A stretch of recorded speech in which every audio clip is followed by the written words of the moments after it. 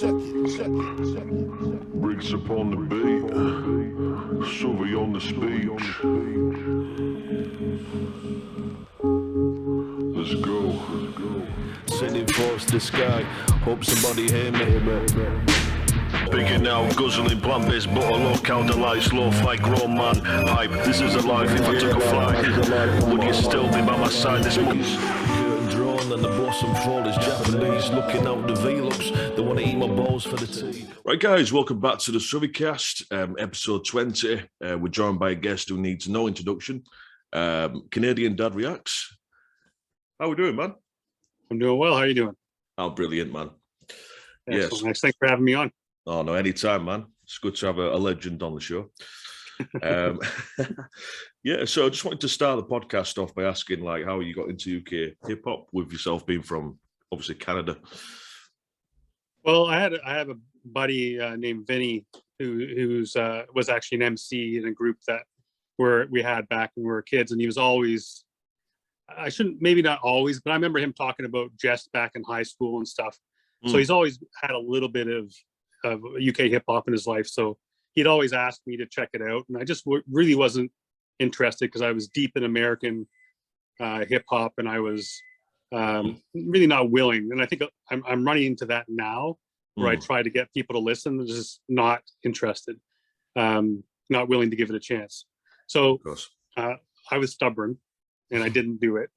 And then when COVID happened, I reached this point where I needed some creative outlet. I'm a writer, and I couldn't write. I tried, and I couldn't be creative that way. I couldn't draw. I couldn't paint. So just out of kind of more of a joke almost, I said to my girls, "It's like, hey, do you think I should start a YouTube channel?" And they said, "Yeah, you should react to hip hop." But like I looked on YouTube, it's like there was quite a few reactors I watched who do, like, they all do the same artists, right? And they're all American artists and stuff. As soon as a track drops, they're on it. And I'm like, I don't want to be the same guy that like react to the same people who are getting 100 reactions to the same song. So then Vinny popped in my head, and I thought, well, you know what? Maybe I'll give UK hip hop a try. I heard about the 4 Owls, so I thought Honor Codes was the first track that popped up when I went on YouTube and typed up the 4 Owls.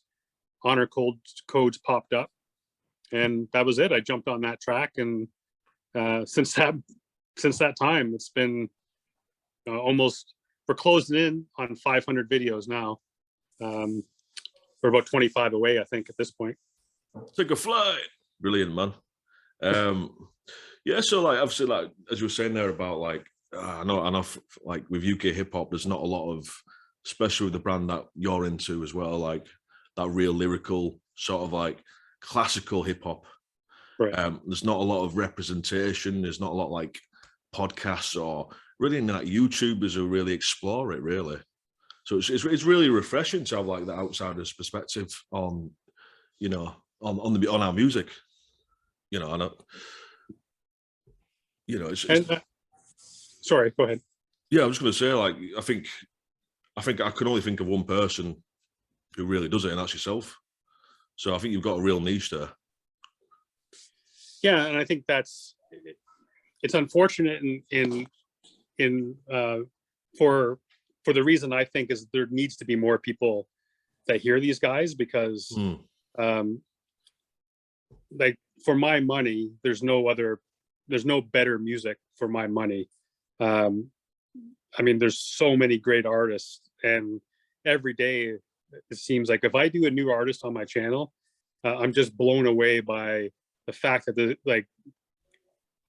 it actually, like, it hurts my heart sometimes when I see that these guys have 50 views on their video, 100 views on their video, right? Yeah. Right. And the level of talent on every aspect, like I talk about it several times about the 4 things, right? The writing, the MC, the production, and then the video. Like, they put time and love and energy into all aspects of the craft. So it hurts me, man, when I see these guys getting so little views, so little respect. Like when I came over in April, we went to, sorry, my finger got in the way there. We went to in May, I think it was in Bristol. Right. We went to, was it Bristol? Sorry, yes, it was Bristol. We went to a cipher, me and my buddy Jake, and it was great. It was an open mic, so all these MCs were getting up and doing their thing. So many great MCs, and this young cat sat down, and we mentioned that we had just seen the Owls a couple of days before, and he's like, "Who's the Owls?" And I thought, like, how does a young guy who's into boom bap in the UK has never heard of the Four Owls? Like, that just absolutely, like, that actually blew my mind, right? Blows my mind. Yeah. And then it's like I'm hanging out with Res One, and he takes me to Dean Lane to show me where it all started, and there's all these young guys skateboarding and playing basketball and stuff, and in my mind I'm thinking, like, I'm on cloud nine. I'm hanging out with Res One. Yeah. And I'm thinking, like, all these guys would come over and talk to him and maybe want his autograph or just say what's up, and they paid him no attention, right? And to me, it's hard for me to wrap my head around that, because, like I said, the music is so good. But I don't know what that disconnect is, why it is that way, but it's a very hard question. I mean, as I said, I think it's just due to the lack of promotion, the lack of really big promoters and stuff, and, you know, media channels doing it. You know, like, I knew who for. I don't listen to a lot of UK hip hop, but I knew back in the day who the Four Owls were. But there's a lot of artists, a lot of great artists that I've discovered, and I've been like, why don't people know about these guys? You know what I mean? Like, as you were saying, like, the writing's incredible, the music's so well, like, put together, and it's refreshing. I mean, because I think the airwaves and the radios are saturated by mainstream, rap pop, if you want to call it that. Yeah. And there's no room for these guys. It's just like, it's sad. And for me, the level of the writing as well. I mean, I'm an old dude, right? I'm creeping close to 50. So you're looking well. Thanks. I mean, I still love hip hop in general, all levels of hip hop, but and I still, you know, I go to the gym and I still play that you know, the kind of workout music, right? That's just kind of more of talking about, like I say it, flexing, right? Going on and just going ham for 3 minutes. But I more connect to the artists and to the music that actually has a message there, right? Whether like, I always talk about Verb T, but I call him the dad of the Four Owls, because every time I listen to a track from Verb T, I come away feeling like I've either learned something about him, I've learned something about life, I've learned something about myself, or something I can work on with myself. Like, knowing it's like, shit, I'm kind of neglecting that aspect of my life or whatever. And I know not everybody wants that. Some people just want to nod their head and not really hear the music or hear what the lyrics are saying. But it's the same over here. Vanessa has a home office, so she plays like top 40 music on the radio, and I hear the same 15 songs over and over and over again all day long, right? Okay, yeah. And then, you know, then you wonder why this person wins the Grammy, and it's like, well, because they're the only people getting played. They're not other people who actually deserve to be recognized for their musical talent are widely ignored. For the most part, anyway. But you were saying you don't really listen to UK hip hop very much. What do you listen to mostly? I listen to a lot of rock music. Okay. A lot of US rap, and it's only recently that I've really sort of delved into it, you know, UK hip hop myself. because obviously I'm a rapper, I'm a rapper producer as well, so I know a lot of people like in the local scene. So I listen to all their music, but there's only this very small sort of like community, and Right. all the communities in the UK, they all seem to quite separate. There's no sort of communication or collaboration between them. Okay. Yeah, so it's again there's that as well. You know, I think if everyone came together and there was some sort of mutual platform, we could all, or you know, back in the day we had like TVs dying now, to streaming services. Mm. So I think YouTube is definitely the way forward. You know, internet channels and whatnot. Yeah, and like I was saying earlier about the videos that are being created by these guys, like some of them are just absolutely incredible. I don't want to name names because I know I'll leave people out. Yeah. But there's so many great production companies that and you get some of these artists too, they do it like they do everything. They do all the filming, they do all the editing. Well, maybe not the filming, but they do the directing, they do the editing. All that kind of stuff. That just shows the level that's actually goes into it. And I think the only way that happens is when somebody really loves what they're doing, right? Yeah. Right. Like that's what I really noticed when I was there was the passion and the love for it. Because if you're doing this, like for example, I was sitting down with Sean Peng and we're talking just over a tea, and he's talking about like he'll release an album and kind of the best you hope it explodes, of course, but you kind of hope that you make enough that you can put out another one. Right. So the only thing that keeps you going is the love of the music and creating the art form, because nobody's getting rich, right? Of course, yeah. That's the thing. Nobody's getting rich from it. And even like the channel itself, my channel, it's like I don't have the monetization on in terms of running a commercial up front or whatever. Only because I feel like I get so much from them, right? Like I don't that's my payment, right? I mean, I get so much enjoyment from them.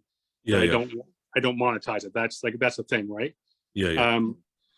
And now, I mean, when I was talking to Blade, it was like, who wouldn't want to be in a situation, say like No Life Shack, where he can quit his day job and have a car collection and buy a house for his mom? Like, who wouldn't want that? I mean, but at the same time, I want it for everybody. Like, I would love it. These guys that I've met and the guys I've talked to online, I would love for them to get their flowers, so to speak, man. Get seen and respected now.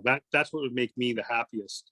And that's why I do this, is to get them a little bit of.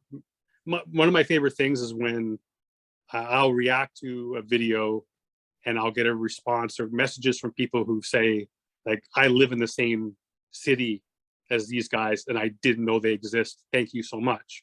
Like, to me, that's so awesome, right? Because that means there's a whole other set of eyeballs on them. It may mean someone buys the record. It may mean, he shows it to a bunch of his buddies and they all become fans. Like, to me, that's why this is great. And this is why what we're doing here is so good. Of right? course. Like, the people who watch this podcast may go over to my channel and check out my channel and may find a handful of artists they've never heard of. And then again, it just keeps moving, right? Keeps growing that circle. So, collaboration, of course. It's right. Positivity. Like, what, obviously with your channel, like, where do you see yourself? Do you see yourself doing anything else, or like, do you have any like plans for anything sort of out of the box? I do want to continue doing I've done a few interviews, which were quite popular on the channel. I'm going to put BVA on the spot because he was supposed to do an interview with me and we couldn't get the timing worked out. But like, I would like to get, I like to get some more interviews done. I actually have an MPC coming, and I have the whole setup. I'm going to get back into making beats, so I'm going to try doing that. So bringing a little bit of that into the channel. All right, cool. So my goal from that is, and I'll put it out there, so it is out there in the world, in the universe. My goal is that by this time next year, at least I'll get to the point where there'll be somebody in the UK, an MC, who will want to use one of my beats for one of their songs. That's kind of my goal for the year. So let's go. We'll see. Well, yeah, I mean, with hip hop, do you have a history with hip hop? Have you been producing for a while, or is it something you're looking to pick up? Well, it's probably been 25 years since I've done anything. Wow. Other than listening to it. Yeah. So I've had an MPC, an old one, lying around, and I couldn't find the chords or anything for it. And plus, it's not standalone, and I don't have anything that really to hook it into that it will work because it's so old. So I figured, okay, well, if I want to do this, I've got to invest some money into it. So I ordered a new one, ordered a new turntable, ordered some speakers, and hopefully just once it's kind of, hopefully I'm hoping it's kind of like riding a bike. I know all the little menus and stuff will all be different, but I'm hoping it's kind of like riding a bike and getting back on and eventually learning again. Because it's been, I mean, back when I used to do it, back when I was 15, 16, it was all like using tape decks, and like it was hard. Like not that it's easy now, but I'm saying like it was all completely different than what using an MPC is. So yeah, there's a lot less steps to actually making the beat. Yeah, so it's gonna be something new, but like one of the guys I was in the group with said, like, I told him about it, and he said, yeah, man, it's like if you'll pick it up again quickly, because you have the ear for music and stuff, it'll come back to you, and it's just getting used to the machine. So I figured if I give myself a year and say I'd like to have an MC wanting to use the beat within a year, I feel like that's pretty safe deadline or target, I guess. Do you have any beats made? No, I've even got it in I haven't even got it in the mail yet. So right, yeah. So right. If anyone's watching this video, if you want any beats, we've got Canadian Dad Produces. He's going to be knocking out some fat ones. Yeah, maybe we'll see. On the PC. We'll see. I might have it for a month and get pissed off. And sell it. You never know. Yeah. But other than that, like, I mean, I'd just like the channel to continue to grow. Try to get as many people, and still part of the issue too is like I think it was not, last time I checked, it was 97% of my viewership comes from the UK. Oh, really? So, and the rest of it is, there's like 1% from Canada, the rest is Europe. So I would love to expand that into some more areas so that it would, and I try on Twitter and stuff too. Like I'll see a lot of people bitching and complaining about the level of US hip hop and how it's fallen off and stuff. And I always hit those people up and I'll say, okay, you want to hear some real hip hop? And I'll send them like Ocean Wisdom, Oh Kitty K. And I'll say, you listen to that Remus verse at the start, and you don't tell me that this dude just doesn't murder that shit, right? Yeah. And then I'll listen to it and they'll say, yeah, it's okay. And I'm like, if you don't listen, if you can listen to that, say it's okay, then I can't even have a conversation with you. This is beyond okay, right? Like, I've been listening to hip hop since 1987, and I know hip hop, and that's more than okay. So, but so I'd love more people to see the channel, and then basically see the artist, and like I say on my videos, it's like, just keep spreading that love, right? Keep sharing. Doesn't have to cost you anything. I mean, even just going to the YouTube channel and watching their video or streaming it or whatever, just support them how you can. And the more we support them, the more of this great music we'll get, right? So Of course, yeah. I mean, coming from Canada, like, well, is there a local scene where you are? Well, actually, in my hometown of Barrie, which is about an hour north of Toronto, there was a guy named LS, and he has a couple of videos on YouTube. I think it's under LS. I'll send you some links just in case you want to check him out. But Yeah, definitely. he's a really good MC, and he would hold this cipher every Tuesday night. He owned a cafe slash music studio. He had a music studio in the back. It was like hardcore. It was like, he actually made records there. And so every Tuesday he'd have these people come, open mic, and you could bring a turntable, you could bring guitar, you can bring keys. You had singers there, you had MCs that would come, and the only basic rule was keep shit positive. So that was basically it. And you come in, you do your thing, and you just had all these artists coming together, creating. It was amazing. And one of the things I loved about it was there was this young guy who, when he started coming, he wasn't very good. Like, Right. It took him a lot of, he must have had this set of balls on him, man, that were so huge, because this cat would get up and do this, and everyone would be quiet because it wasn't good. But nobody put him down, right? Everyone said to him, hey, man, you're getting better, all that kind of stuff. And within the year, the dude was among the best 2 or 3 MCs there. Wow. Right? Because the positivity, no one was blowing smoke up his ass. They were saying, like, you're getting there, you're getting better, try doing this a little bit with your cadence, this, that, or with, and it was all that positive reinforcement, positive direction. And he ended up being great. So that was good, but he's moved away. LS has moved away. So that place is closed down. So that's about it for the scene. And in Toronto, there is an underground scene in Toronto.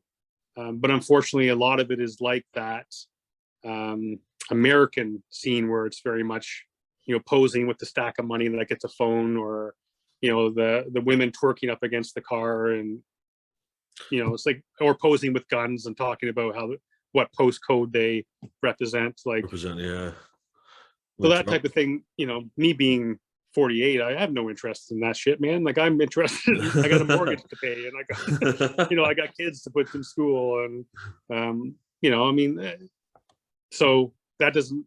And I get asked that too about Canadian artists, and I feel a little bit badly about that, because I talk shit about people. How do you not know about the 4 Owls? But then I don't know about a lot of Canadian artists at the same time. But like we do have a good scene. Like, we have a lot of good MCs that are more known, like Swollen Members, and of course, Mad Child's part of Swollen Members. But we and actually Tom McDonald is getting quite big in the US, even though he's Canadian. You wouldn't know that. Oh wow, is it really? Yeah, because he kind of portrays himself as American, but he's Canadian. So we do have good MCs, but again, it's kind of the same way it is there, same kind of way it is in the US, where certain people get propped up, and then certain people get ignored, right? Yeah, you get the label money. Yeah, and especially these days, most people are kind of a little bit like sheep, where they're will listen to what they're told to listen to. This is the cool song because they throw it on a 15-second clip on TikTok, or it's played on the radio 32 times a day. So they're constantly being told, like, this is the cool music, this is what you should be listening to, these are the artists that are cool.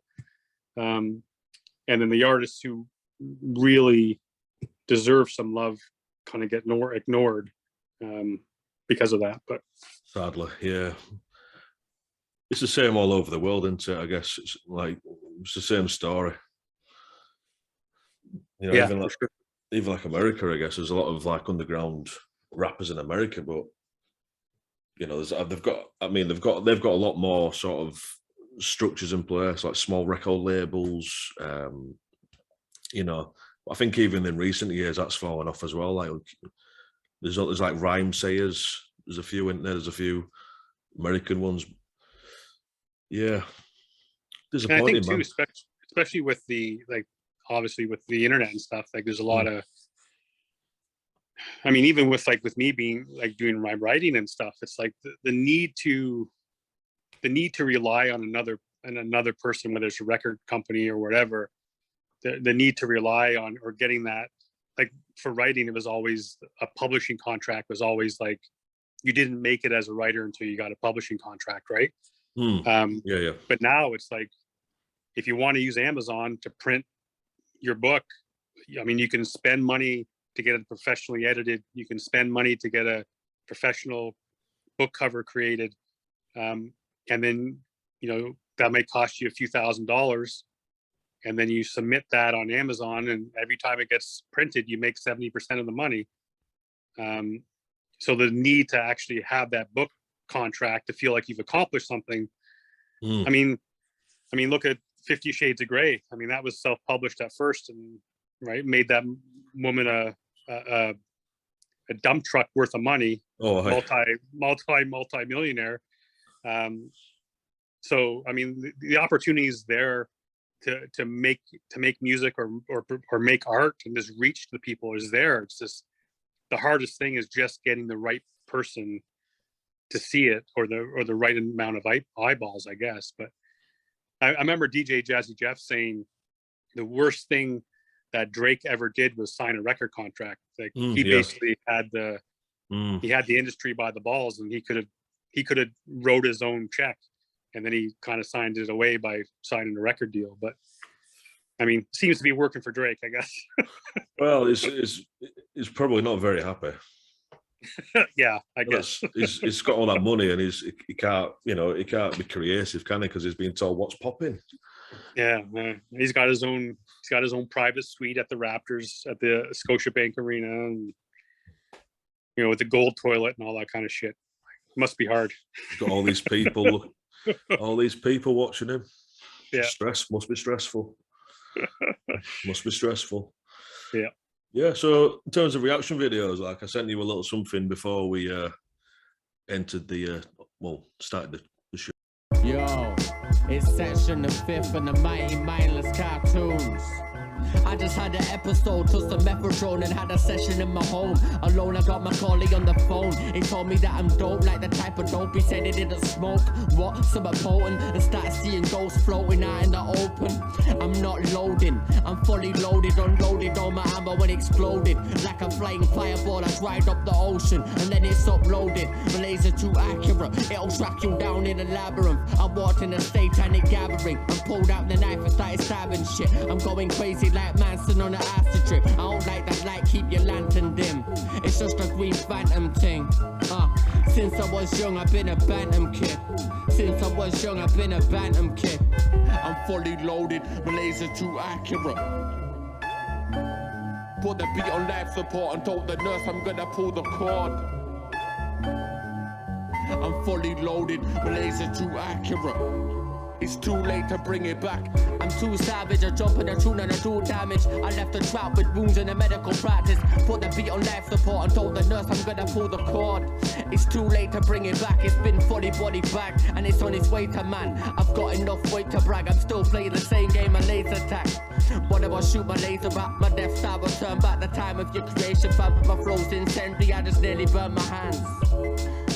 And I can be a crazy bastard, run up in your dance flat and overdosing with acid, and the VHS you collect disappeared like magic. But the feds are wankers, cause they said they saw me on the cameras. I was diving out the window backwards like an action movie actor. I could have won a couple BAFTAs. I could have won a couple fucking BAFTAs. I'm fully loaded, my laser too accurate.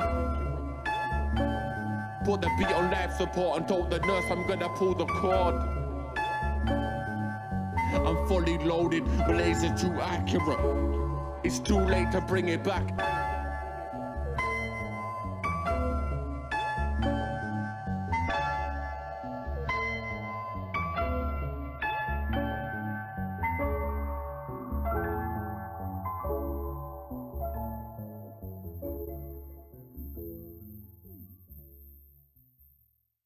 Yeah. So you had a chance to listen to the song. It was Section 5, Laser to Accurate.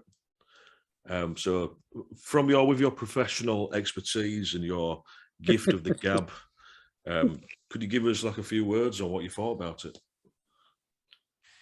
Yeah, my first impression was I enjoyed the production. It was good. A couple bars for me stood out. One was the like start stabbing people like Manson on acid, like that bar. I like that bar, that stood out to me. And one that I liked too was about the light, like kind of keeping the light to yourself. And my first thought when I heard that was kind of like it was the MC saying like, I don't need your attention, I don't need your like my value or as an MC or of a person's not it doesn't matter, like I don't need your approval kind of idea, you know what I mean? Like I'm not I don't base my approval or my self-being on what you think of me, so keep that light to yourself. That's my first thought when I heard it anyway. Which at the same time, there's some times where I'll react to a video and I'll start talking and I'll have no idea if I'm anywhere near what the MC meant to say. Sometimes I feel like I'm in the ballpark most times. But the one time I really blew it was on G-Bag's track Doghouse. I read far too much into that track, and I was thinking that it was like him talking about the industry and all that kind of stuff. And then he reached out and said, "It's like, no, it's actually me talking about my wife being pissed off and me being in the doghouse." And I was like, okay, well, I completely missed it, right? Sometimes it is this simple, right? Sometimes it's just simple. The easiest answer is the simplest answer. But yeah, like overall, that one track, man. I mean, I only had a quick chance to listen to it, and it's something that I'll definitely listen to again. And I know there's stuff that I missed and whatever. And but yeah, I thought it was good. There we go. Section the 5th, produced by Mighty Mindless Cartoons. The official reaction from Canadian Dad Reacts. Brilliant, man. Yeah, so obviously being an avid UK hip hop fan yourself, I've got a few questions. Well, a little quiz, if you're ready for it. Yeah. Okay, sure. Oops. Shit. Sorry. There we go. Sorry. Jesus. There we go. He's nervous. Yeah, you got me all nervous with the quiz. Yeah. All right. Okay. Let's bring the camera in.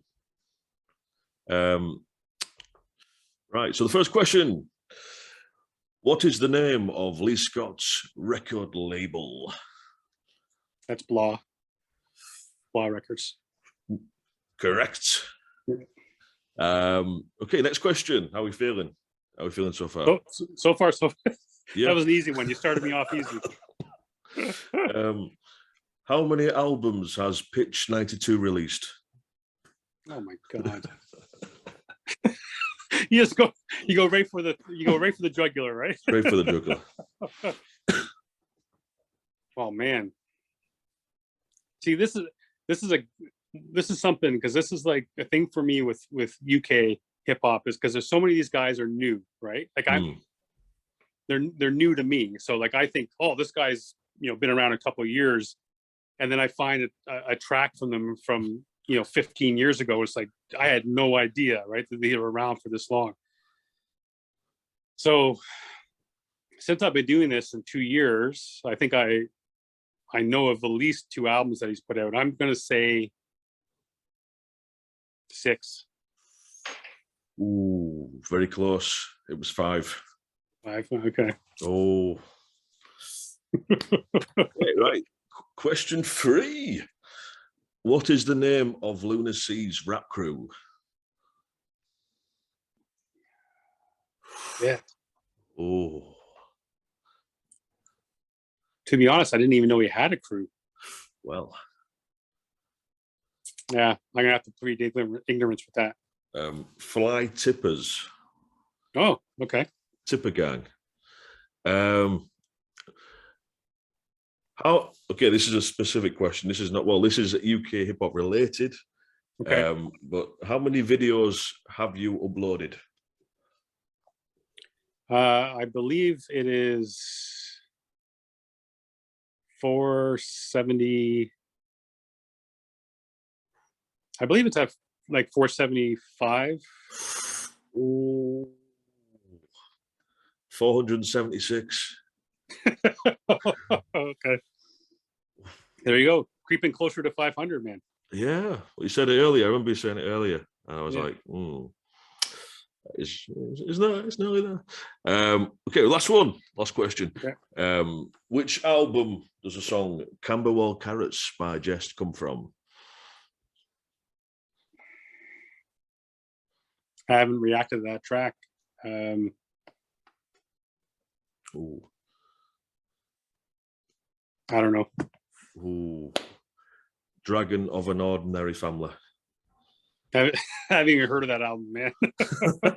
That's the thing. It's like I only doing the one video a day. It's like I know there's so much stuff that I've yet to like. I haven't even scratched the surface yet, man. Like I've got like I call it Throwback Thursday, and sometimes people get on me saying you're not going back far enough, and I understand that, but you know, I know there's so many artists that I haven't even heard of yet, that are responsible for the artists we're hearing today, right? Like they helped pave the way, and I know that there's guys I have yet to get to, and even today, artists today, I know, like this week here that I just passed, other than Tuesday, which I did Rhyme Asylum, every artist I put on has been an artist I've yet to have on the channel. So there's so many guys that I've yet to react to. So, and wow. I mean, and Jess has been around for so long too. I couldn't even begin to guess how many records he's got. Mad. He's been around since 1972. Not making music though. Yeah. Well, crazy, man. Have you seen any UFOs? I believe I have. Have you? Yeah. Wow. I driving back from London, Ontario. Yeah. We were driving down. We saw like a silverish tic tac kind of shape in the sky, and then it was there. We saw it for a long time, and then we drove past a tree, and then it was gone. Wow. We looked everywhere; it was just gone. So for something to move that quickly and be gone completely from the sky, I mean, could have been something different, but I like to think it's a UFO anyway. What do you think to UFOs then? Do you think they're aliens, or do you think they would be like government sort of like black ops craft, or like, you know? I'm one of those guys that I would like to believe most things are true. Like here's an example. When I went to BC to visit my brother, we went Sasquatch hunting. Oh, so wow. like I'd like to believe the Sasquatch. I mean, the thing is too, when you get up on a mountain in BC and you look out and all you see are hundreds of thousands of acres of nothing but rock and trees, you begin to think, maybe something could live out there that we don't know about. So I like to think of life that way. There's so many things that we don't really know. We all act like we know shit, but I think there's so much stuff that we don't have any idea, right? I mean, I'd like to believe that, because I mean, with UFOs, it would be nice to know that somewhere that we're not the only things, right? It'd be nice to know that somewhere, someplace, there's another dimension, or there's another planet, or whatever it is, that there's other intelligent life living there, and then we're not alone in this giant, vast nothingness, right? Like it's kind of lonely to feel like that we're the only ones, but it's highly improbable. Until we know for sure that that's not the case, then I'll always kind of be open to it. But at the same time, the amount of technology that we have, I wouldn't be too hard, like Bob Lazar and stuff, the stuff that he's talked about, stuff that he worked on at Area 51, it wouldn't be too hard to think that if they're doing gravity bending shit back then, what have we done in the 50 years since then, right? Mm. The idea of be able to move the way they move and shit. So crazy, man. It's like you said about the forests being so in DC being like hundreds of thousands of acres. It's like the Amazon jungle, you know, we're still finding stuff in the Amazon, like the lost cities and stuff, and like ruins and whatnot. Oh, right, yeah. Things that they had no idea was there, and all of a sudden they're finding entire cities under the ground and stuff, right? Like that's pretty crazy to think that that's there. And the oceans, like having only really explored like 10% of the oceans, and like, so I mean, I think we're kind of foolish. I think that's part of humanity's problem, is that we like to, like I said, we like to believe that we know everything, and then a lot of I think for the most part we're pretty stupid. Aye. Yeah. We're very stupid. I mean, just look at me, man. Yeah, man. It's where can they find you, man? Well, obviously it's Canadian Dad Reacts on YouTube, but everywhere else. Yeah, I've got Canadian Dad Reacts on Instagram. That's for any artists looking to reach out to me or whatever. Instagram's the best place, because the thing on YouTube is the algorithm is messed, right? So comments, I'll probably say a high 50 or 60% of the comments don't even get posted.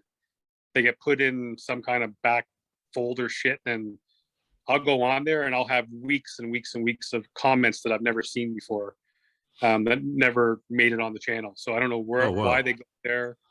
Yeah, I don't understand it. And they're not being, there's a couple different folders, and one is held for review, in case somebody puts a curse word in or something. Sometimes they hold it for review or whatever. Yeah. But so I miss comments all the time, and I feel horrible for that. But unless I go through the back door, I don't see them. But Instagram, I get all the messages, so that's the best place to go. And I also have I have a Twitter account, which I really don't like Twitter. I think Twitter is a little bit of a cesspool, but I'm on there anyway. With this, it's CDR UKHH. So follow me on there. I don't really post much on there. I just I use that more of there's a few artists like Dabla uses it. Luna uses his.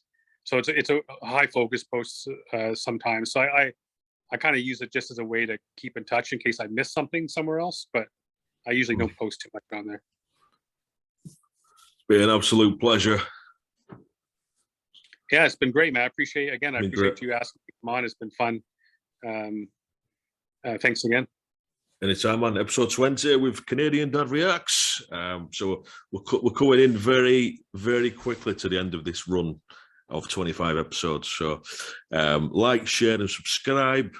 And don't forget to hit the notification bell. And I'll see you on episode 21. Take a flight.